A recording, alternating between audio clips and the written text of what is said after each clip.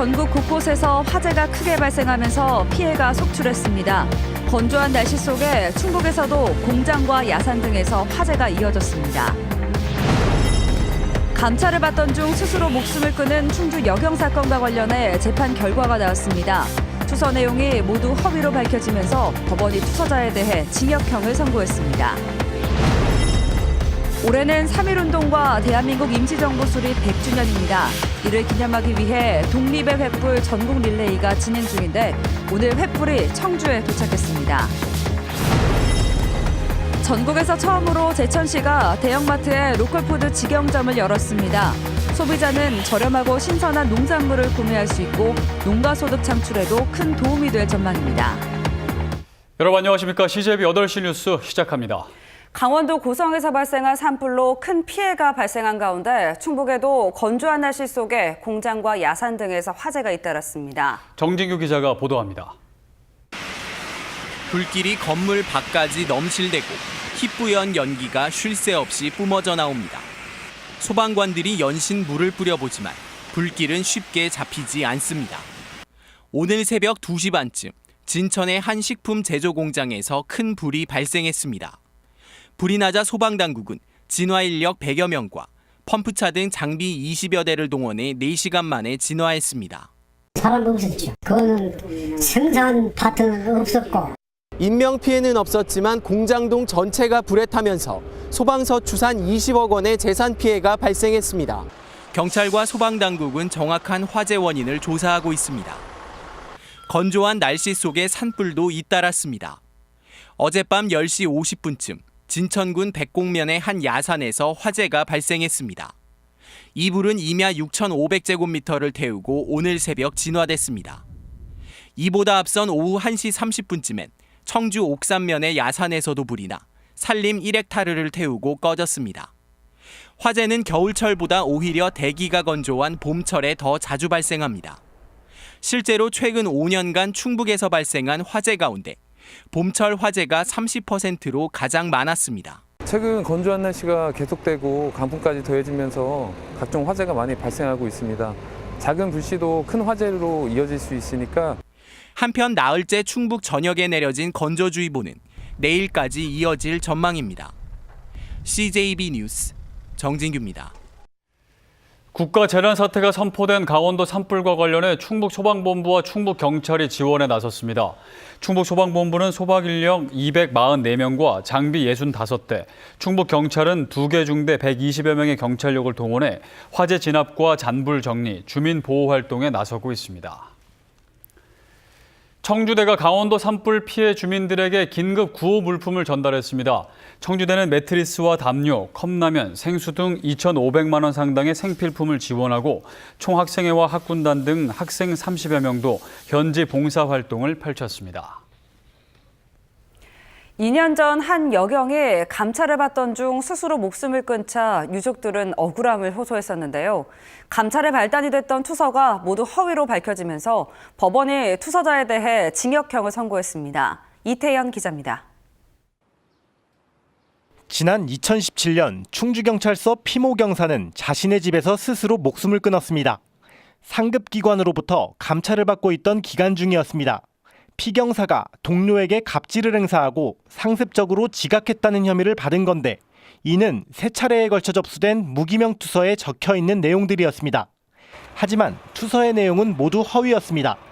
피 경사를 징계받게 할 목적으로 그의 동료였던 윤모 경사가 이 같은 허위 투서를 보낸 겁니다.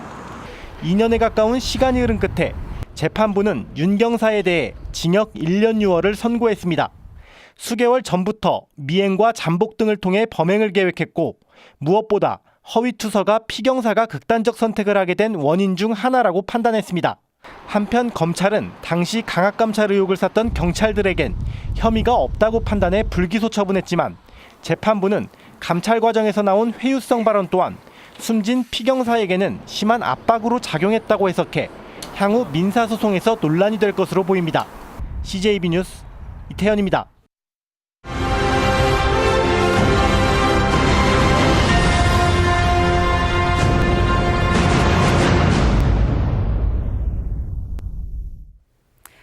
올해는 독립을 위해 전국에서 만세운동이 일어난 지 100년이 되는 해입니다. 이를 기념하는 독립의 횃불 릴레이가 진행되고 있는데 횃불이 청주에 도착했습니다. 박원 기자가 보도합니다.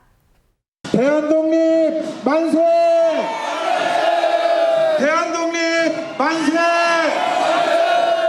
청주시 미연면 쌀안장터에 애국지사와 광복회원, 주민들이 모여 대한독립 만세를 외칩니다. 청주에서 가장 규모가 컸던 만세운동을 생생하게 재현했습니다. 3.1운동과 대한민국 임시정부 수립 100주년을 맞아 독립의 횃불 전국 릴레이가 청주에서 열렸습니다. 독립선언서. 우리는 오늘 조선이 독립한 나라이며 조선인이 이 나라의 주인임을 선언한다. 100년 전 청주 쌀안장터에서는 신경구 지사 등 17인의 애국지사가 1,500여 명의 군중을 이끌고 일본의 국권 침탈에 격렬히 저항했습니다. 우리의 역사가 사장된 사실을 좌시하지 말고 한 조각의 자료라도 찾아내어 우리들의 이야기로 만들어 나가야 하겠습니다. 역사의 현장에 모인 후손들은 선조들의 애국 정신을 기리기 위해 티셔츠에 태극기와 문구를 새겨 넣었습니다. 이렇게 뜻깊은 행사에 참여하게 돼서 일단 좋고, 이렇게 저희 학교에서 감사해서 티셔츠까지 만들었는데 앞으로 이제 자랑스럽게 감사한 마음으로 살아가도록 하겠습니다. 독립의 횃불 릴레이는 내일 경기도 화성을 거쳐 오는 11일 서울에서 42일간의 대장정을 마무리합니다. CJB 뉴스 박원입니다. 제천시가 농가소득 창출을 위해 대형마트의 로컬푸드 직영점을 열었습니다. 전국적인 첫 사례로 자치단체와 대기업 간 상생 모델이라는 평가입니다. 자원석 기자입니다. 제천의 한 대형마트에 지역 농민들이 직접 재배한 로컬푸드 직영점이 첫 선을 보였습니다. 의림지에 맑은 물을 먹고 자란 쌀과 낙농가들이 가공한 유제품, 신선한 제철 과일 등이 눈길을 끕니다. 직접 제가 얼음딸기를 사서 먹어보니까 너무 신선하고 달고 가격도 저렴하고 너무 맛있었어요. 강력 추천해요. 유통 마진이 없다 보니 농산물 가격이 시중가보다 평균 10% 정도 저렴합니다. 신선도와 안전성 등에서도 높은 상품성을 인정받으면서 다음 달부터 매장 규모도 크게 늘릴 방침입니다. 지역 상생 동반 성장 차원에서 저희도 좀 지역사회 일원으로 서기의 어떤 활동을 해야 되겠다. 제천시는 현재 장목반 위주인 상품 공급처를 영세 농민까지 늘려 직영점 참여 문턱도 낮출 방침입니다. 이번 로컬푸드 판매장이 성공을 거둘 경우 지역 내 다른 대형마트에도 입점을 추진할 계획입니다. 소득을 창출해주고 또 소비자에게는 저렴하고 신선한 농산물을 구매할 수 있도록 판매장을 만들었습니다. 대형마트 내 첫 로컬푸드 직영점이란 상생 모델이 성공을 거둘 수 있을지 시험대에 올랐습니다. CJB 뉴스 장원석입니다.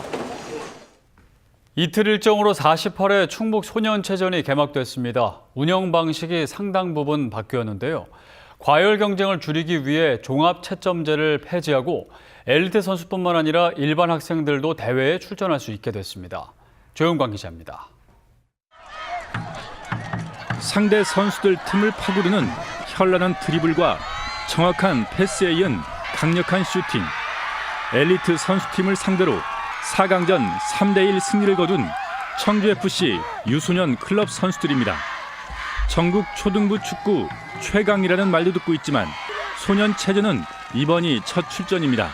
전국체전 출전권을 두고 저희가 경기를 하는 만큼 관중들이 응원을 더 잘해주고 그거에 대한 보답을 해야겠다는 생각이 들어서 그거에 자극받아서 한 발 더 뛰게 됐습니다. 올해 대회부터는 준비 기간과 대회 일정의 상당 부분을 차지했던 개회식이 폐지됐습니다. 개회식에 쓰일 예산 1,400만 원은 일선 학교에 지원해 학생과 학부모들의 응원단 참여를 독려하기로 했습니다. 특히 과열 경쟁의 한 원인으로 지목됐던 시군간 종합 채점제를 없애고 종목별로 개인 시상만 진행됩니다. 소수의 엘리트 체육뿐만 아니라 다 함께 일반 학생들도 같이 보는 스포츠가 아니고 같이 참여하는 스포츠로 전환하는 것이 요즘 시대의 트렌드이고, 학교 스포츠에도 변화의 바람이 불고 있는 가운데 충북 소년체전의 우승자와 우승팀은 오는 5월 전북에서 열리는 전국체전에 충북 대표로 출전합니다. CJB 뉴스 조윤광입니다.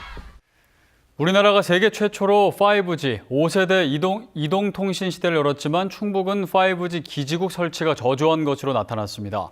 더불어민주당 노웅래 의원이 통신 3사로부터 제출받은 3월 20일 기준 5G 기지국 설치 현황에 따르면 충북엔 총 364개가 설치돼 전국의 1.2%에 그쳤습니다.